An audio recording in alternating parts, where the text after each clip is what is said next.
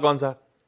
Sir पहला मेरा है रिलायंस पे। रिलायंस के शेयर मैंने बाय किए थे 1351 पे, और 2284 शेयर है मेरे पास में। हम्म। और सर मेरे को सिर्फ ये जानना है कि जो मेरा इन्फ्लेशन बीटिंग रिटर्न्स, मेरे को इसको 20 साल के लिए रखना है, तो ये जो रिटर्न्स है ये क्या मुझे मिलेगा इसका? Yes sir. ओशो, ये उस तरह का स्टॉक है क्या जो आसानी से आने वाले सालों में इन्फ्लेशन को बीट कर दे? एटलीस्ट लंबी अवधि में बच्चों के हिसाब से पोर्टफोलियो रखूं या नहीं रखूं? सी रिलायंस की अगर बात करें तो रिलायंस हमेशा एक पोर्टफोलियो ही स्टॉक रहा है। अगर इंडियन इक्विटी मार्केट में देखें तो रिलायंस का काफी ज्यादा वेटेज है।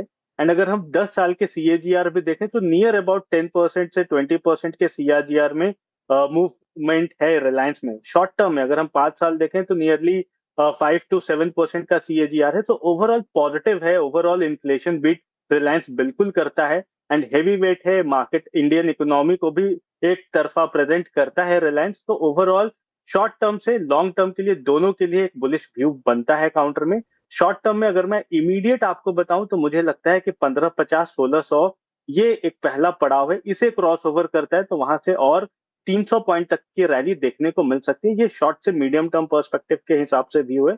बट लॉन्गर टर्म में डिपेंडिंग इसके सीएजीआर जो ऑलरेडी डबल डिजिट में है तो काफी अच्छा ग्रोथ पोटेंशियल है काउंटर में। आप बिल्कुल निवेशित रहिए, ये काउंटर काफी अच्छा आउट परफॉर्मेंस दिखा सकता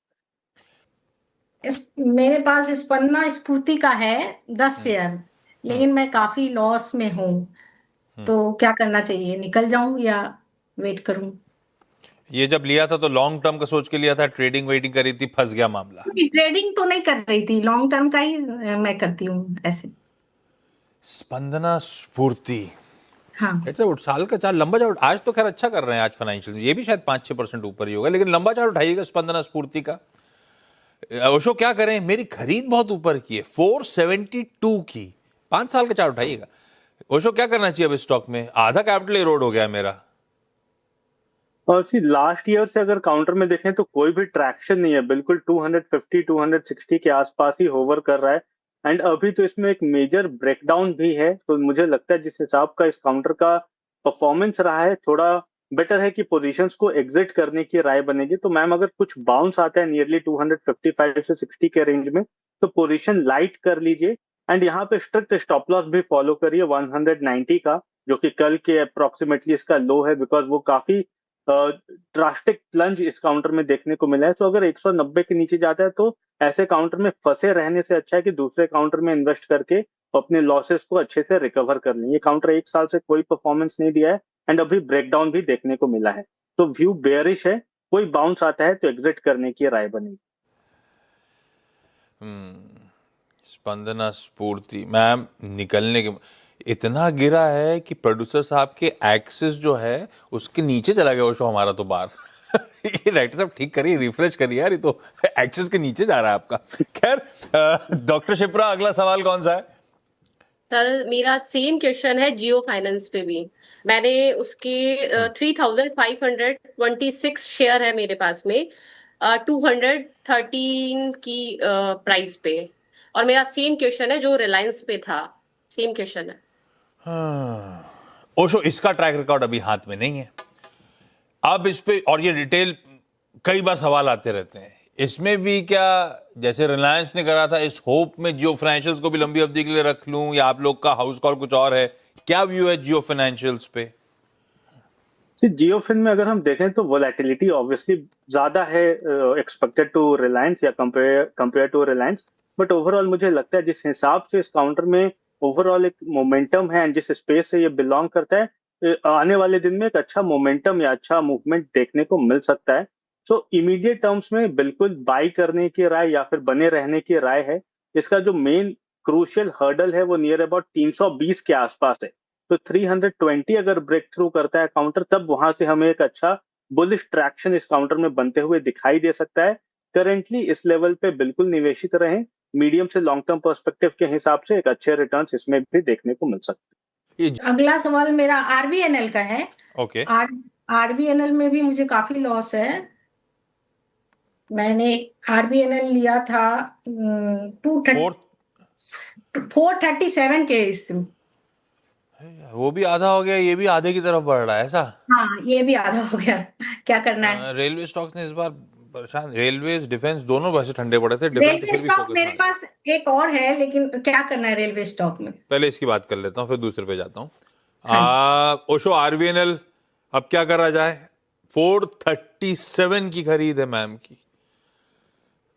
सी आरवीएनएल में भी एक ब्रेकडाउन है, नियरली 300 का सपोर्ट था, बट अगेन एक साल से जैसा आपने बताया रेलवे डिफेंस ये सब में कोई खास ट्रैक्शन नहीं हुआ है। इस बार भी प्री बजट रैली में रेलवे में कोई भी रैली देखने को नहीं मिली है, तो ओवरऑल व्यू इसका साइडवेज टू नेगेटिव है।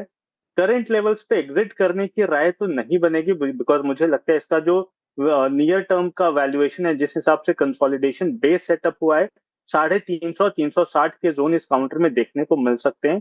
सो अगेन सेम व्यू रहेगा कि अगर 350 360 आता है तो रिव्यू करे काउंटर को कि वहां से और स्ट्रेंथ दिखा सकता है या नहीं। अगर नहीं तो फिर 350 के आसपास अपने पोजीशन को एग्जिट करने की राय बनेगी। जो पूछना आप पहले पूछ डालो, कौन सा है? एक तो IRFC का है रेलवे का।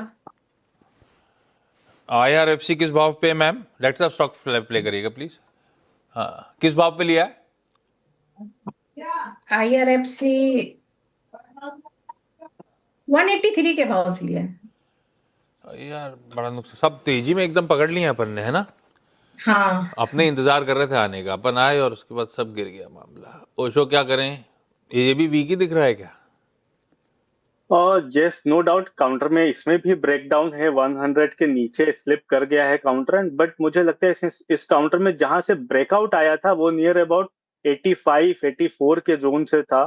तो करंट लेवल्स पे अगेन एग्जिट करने की राय नहीं बनेगी, बिकॉज अगेन इसका भी जो टेक्निकल सेटअप है वो नियरली 130 132 के आसपास है, जहां पे स्ट्रॉन्ग बेस है। तो अगेन सेम व्यू रहेगा कि 125 30 आए तो रिव्यू करें काउंटर को कि वहां से और स्ट्रेंथ है या नहीं। अगर नहीं तो एग्जिट करने की राय बनेगी 125 से 30 के जोन पे। करंट लेवल्स पे आपको थोड़ा पेशेंस रखना पड़ेगा, बट एक रिकवरी आ सकती है, वहां पे एग्जिट करने की राय इस काउंटर पे, दोनों ही काउंटर में देखने को मिल सकती है। चलिए इस नोट पर शिप्रा मैम और डॉक्टर शिप्रा और Vandana ma'am, thank you so much आप दोनों का जुड़ने के लिए। कस्टिंग आएगा और ओशो बताएंगे उनकी सबसे प्रिफर्ड पिक इस समय की। ओशो कौन सा स्टॉक? हाँ, आईटी पैक में एक अच्छा रुझान है, तो मुझे लगता है जेंसा टेक में जिस हिसाब का टेक्निकल ब्रेकआउट है ये काफी अच्छा लग रहा है मुझे। करंट लेवल्स पे बाई करने की राय है, 577 के आसपास ओवर कर रहा है। 566 का स्टॉप लॉस लगाना है, 592 तक के टारगेट्स हमें एक्सपेक्टेड है इस काउंटर। बिल्कुल सही है, आज बहती गंगा में हाथ धोने का है। आज आईटी गजब करा हुआ है, सबसे तगड़ा 3-3.5% का उछाल। सारे आईटी स्टॉक्स एक बढ़िया रिलीफ रैली प्ले आउट होती हुई। जेंसा टेक्नोलॉजीज वो स्टॉक है जिसको लेकर Osho bullish. Osho thank you so much आज जुड़ने के लिए, हम सबकी मदद करने के लिए। अच्छा, अगली मुलाकात होगी 1:17